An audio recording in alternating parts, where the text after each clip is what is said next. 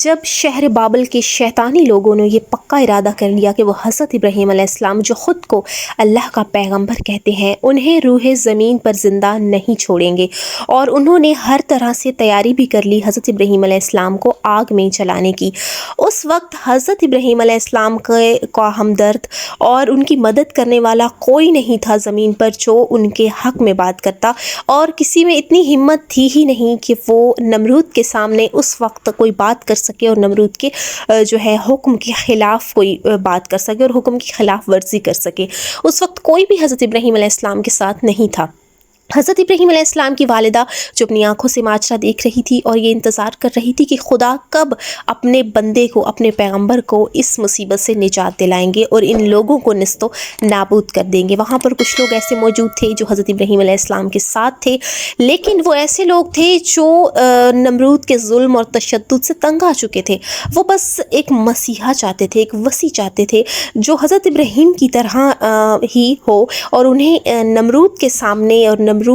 سے ڈٹ کر انہیں مقابلہ کرنے کی ہمت دے اور نمرود سے انہیں نجات دلائے۔ لیکن وہ ایسے لوگ تھے جو پست تھے، جو کچھ نہیں کر سکتے تھے۔ وہ وہاں پر صرف ان تماشائیوں میں بیٹھ کر اشک بہا رہے تھے، لیکن دعا کر رہے تھے کہ اے ابراہیم کے رب، اے وہ جس کی عبادت حضرت ابراہیم کرتے ہیں، اے کریم رب حضرت ابراہیم کی مدد کریں اور انہیں اس مصیبت اور اس نجات سے جو ہے رہائی دلائیں۔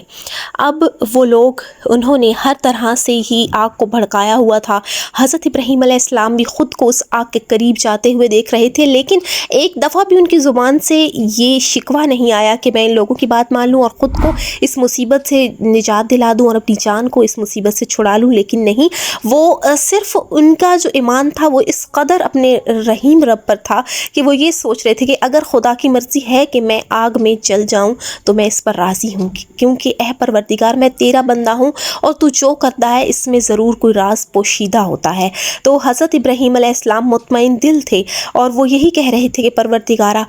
تو راضی رہنا، میرے اس عمل سے راضی رہنا، اور اگر یہی مرضی ہے تو میں تیرا بندہ ابراہیم بھی اس پر راضی ہوں۔ لیکن آسمان پر فرشتے گروہ در گروہ وہ پہلے آسمان پر آ گئے اور اللہ کی بارگاہ میں جناب ابراہیم کی نجات کے لیے دعا کر رہے تھے۔ حضرت جبرائیل علیہ السلام خدا کی بارگاہ میں حاضر ہوئے اور عرض کیا، خدایا ابراہیم تیرا بندہ اور تیرا خلیل ہے، پوری دنیا پر تیری عبادت کرنے والا اس کے سوا اور کوئی نہیں ہے، دشمن اس پر غالب آ چکا ہے اور اسے آگ میں جلانا چاہتا ہے۔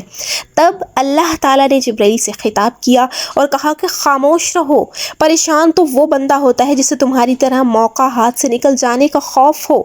لیکن ابراہیم میرا بندہ ہے، اگر میں چاہوں گا تو اسے بچا لوں گا، اور اگر ابراہیم اس وقت دعا کرے گا اپنی نجات کے لیے تو میں اس کی وہ دعا قبول کروں گا۔ اور دشمن اتنے خوش ہو رہے تھے کہ وہ یہ سوچ رہے تھے کہ بس اب انہیں اس مصیبت سے نجات مل گئی، اور سب سے زیادہ خوش نمرود تھا، کیونکہ وہ لوگ جو کہہ رہے تھے کہ یہ وہی بچہ ہے، یہ وہی لڑکا ہے جس نے نمرود کی حکومت کو ختم کرنے والا ہے، کر دینے والا ہے، اور بس یہ نمرود کی حکومت ختم ہو جائے گی۔ لیکن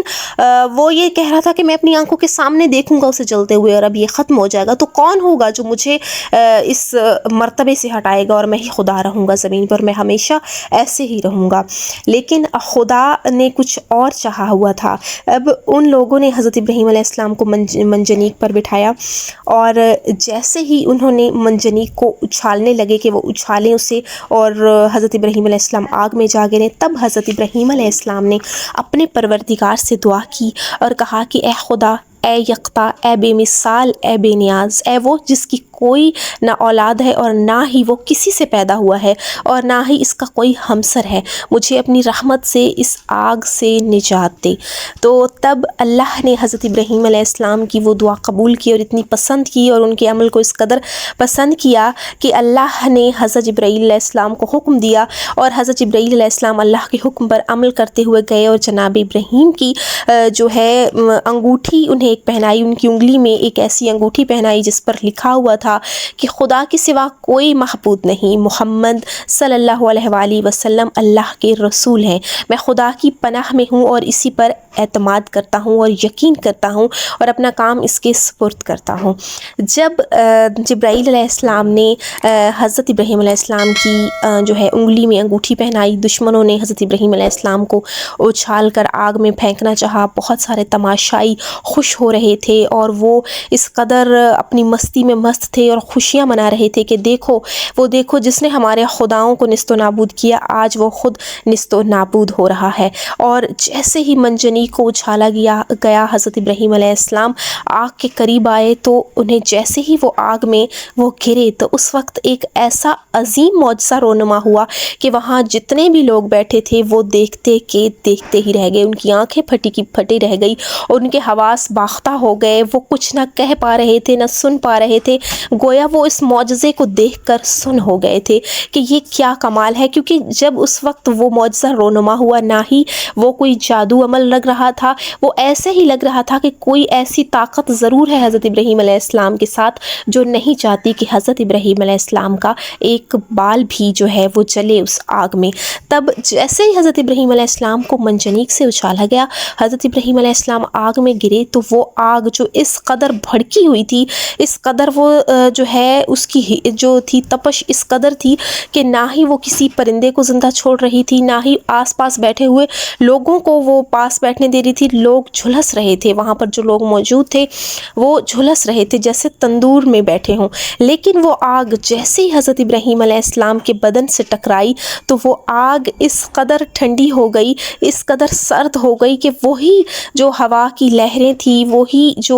ہوا چل رہی تھی وہ اتنی گرم تھی، وہ لوگوں کے جسموں کو جھلسا رہی تھی، وہی ہوا اس قدر سرد ہوئی کہ حضرت ابراہیم علیہ السلام کے دانت جو تھے وہ بجنے لگے سردی سے، آگ سرسبز و شاداب گلستان میں تبدیل ہو گئی اور وہاں پر جو بیٹھے ہوئے لوگ تھے اس سے ان کے جب پاس سے وہ جو ہوا گزری اس قدر ٹھنڈی اور اس قدر خوشگوار اور روح کو خوش کر دینے والی جو ہوا تھی، جیسے ان لوگوں نے نہ کبھی محسوس کی اور نہ ہی انہوں نے ان کے جسم نے ایسی ہوا کو محسوس کیا۔ آج کی ہماری ویڈیو یہیں تک ہے، ہم اپنی اگلی ویڈیو میں دیکھیں گے کہ اس معجزے کے بعد کیا ہوا، نمرود کے ساتھ کیا ہوا۔ تب تک آپ اپنا خیال رکھیں، چینل کو سبسکرائب کریں اور ویڈیو کو لائک ضرور کریں۔